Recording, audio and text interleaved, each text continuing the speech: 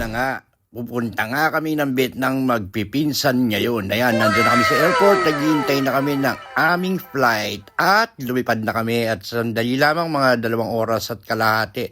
Nakarating kami ng Vietnam. First time namin to dito sa Ho Chi Minh City, Saigon, Vietnam.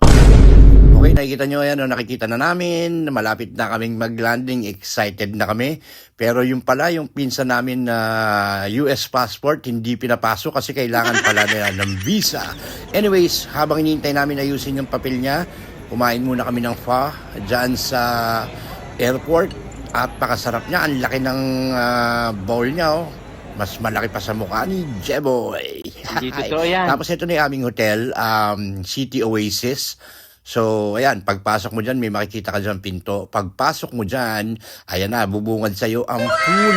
Napakaganda, maraming halaman, kulay green.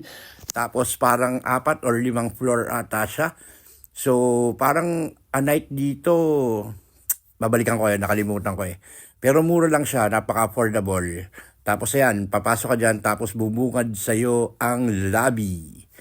Ayan, nag-check-in na nga kami dyan. Kompleto kami, 13 kami. Pero yung isa nga, yung pinsan namin na US passport, hindi pinapasok. So, nag-intay siya.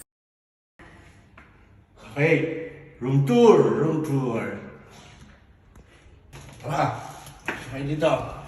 Sugo. Okay. So, ito room natin. Meron tayong TV. Meron tayo dito lababo. Ito ka lang. Ayan. Yung CR natin. Wow, May bidet. Ayan, may bidet. Tapos, meron tayong hot tub. Kaya ba tayo? Dalawang room dito. Tigisa kami ni Apple. Magkaiwalay kami tutulugan. Gago! Then, unang room.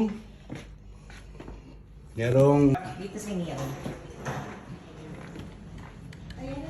Ayan, ganun din naman.